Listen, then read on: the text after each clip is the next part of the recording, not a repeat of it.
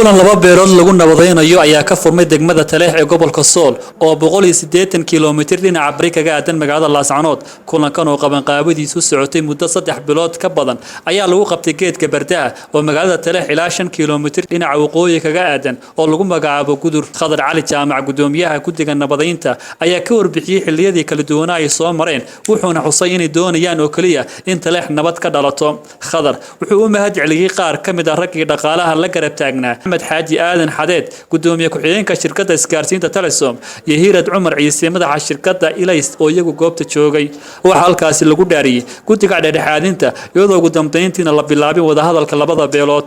Bismillahir Rahmaanir Rahiim. Khadar Cali Jaamac gudoomiyaha guddiga nabadaynta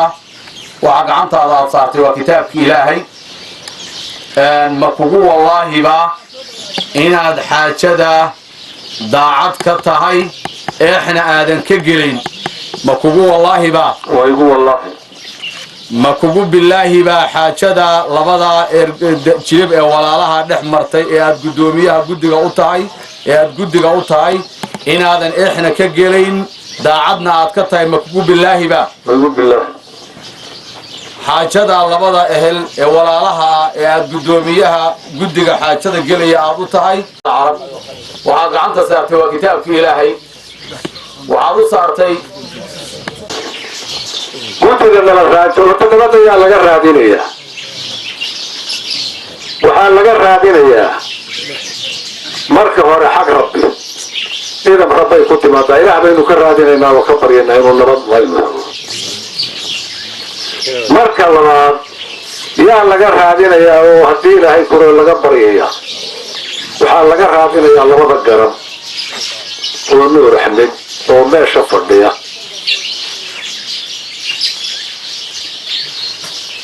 وحالا معي وابو فردوان ديار باوتين وهذا جيبتين وحالا كلا نور حمد كالعين نرسول ميل سارة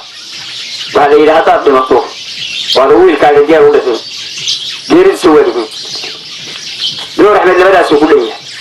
لبدا الناس بيقولون واي ما غلسان رجل دحدحاتك يرجع غرمتشوكته يرجع جديده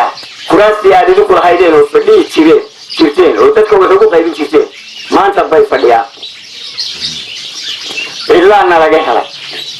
فكذا تكبح حدين وكان حنقول على الاسكوب صغير ويعني وهو يلبني بارجع سوقله وحنا ذيك أصنايا وطلبنا ذيك أصنايا ودار شيء ذيك أصنايا وحين جاري محمد شغله رويال تي في لاسعنود.